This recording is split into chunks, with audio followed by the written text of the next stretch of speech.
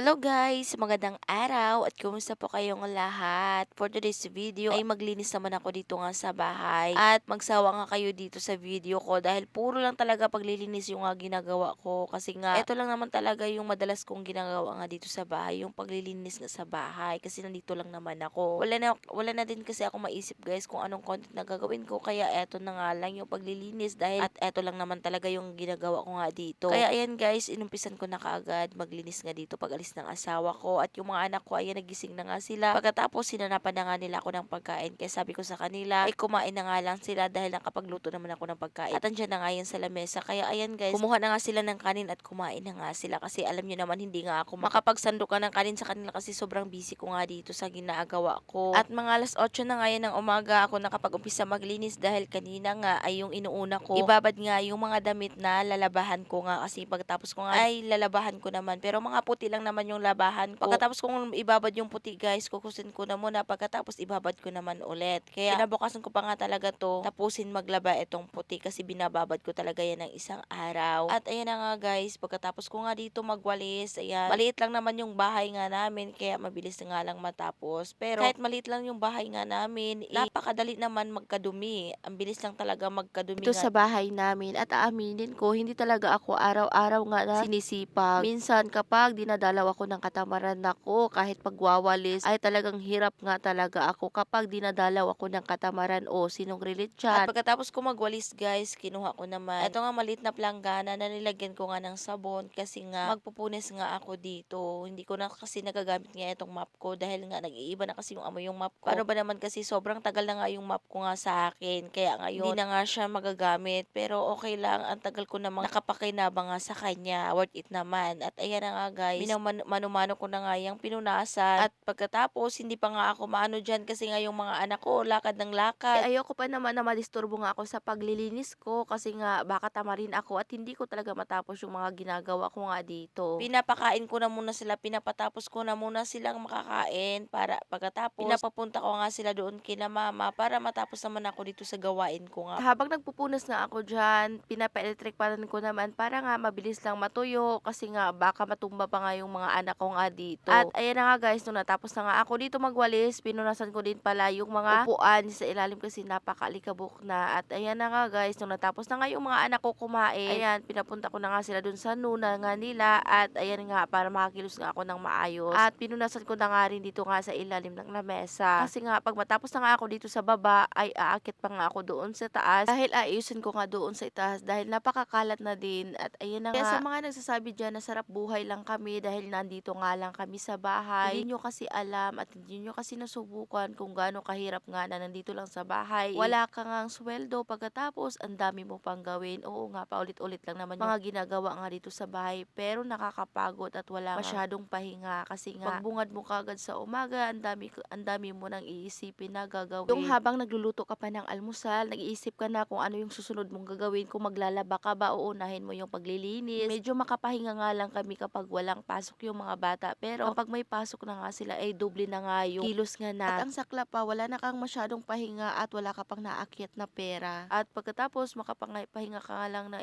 ilang oras, ibalik na naman. Kaya hindi biro talaga yung mga nandito nga lang sa bahay. Kung pwede nga lang na magtrabaho ay talagang magtatrabaho ako. Kaso nga lang, kapag nagtatrabaho ako, sino na nga yung mag-aalaga sa mga anak ko. Pagkatapos, sino na nga rin yung maglilinis nga dito sa bahay. Kaya mas pinipili ko na lang nandito nga lang ako sa bahay para maalagan ko yung mga anak ko. At kaya pa naman ng asawa ko nga magtrabaho nga siya lang. Para naman sa mga mister dyan na nalulusya nga na sa kanilang mga asawa, isipin nyo naman kung bakit nga ganyan na yung mga asawa nyo. Kulang nga yung mga sweldo na ibinibigay nyo sa kanila nga. Kahit ultimo, lotion man lang ay hindi nga nila kayang bilhin. Dahil mas inuuna nga niya yung mga pangangailangan na sa bahay nyo at sa mga anak nyo. Gusto nyo naman gumanda yung asawa nyo, bilhan nyo ng pangpaganda para gumanda naman siya. Kasi nung nagkakilala kayo, hindi naman siya ganyan, 'di ba? Ngayon lang siya nagkaganyan dahil nga mas inuuna niya yung mga pangangailangan ng pamilya nyo. Huwag nyo silang ikumpara sa ibang mga misis na kahit na may mga anak na ay sexy pa rin. Dahil nga, sapat naman yung mga binibigay nga sa mga mister nga nila sa kanila. Yung sa asawa mo, nalulusyang na siya dahil nga, yung bang hindi malulusyang ikulang nga yung mga binibigay nyo na budget nga sa kanila. Siya, ang dami ko nang nasasabi nga sa inyo. Ayan, nagutom ako pagkatapos ko nga maglinis dun sa itaas at kumain na muna ako. Pagkatapos bumuhos naman yung malakas nga ulan. Kaya ayan guys, nagtatahi maglahi na lang ako ng mga short ng mga anak ko na sira na. At yan lang muna for today's video. Maraming salamat po sa inyong panonood. God bless.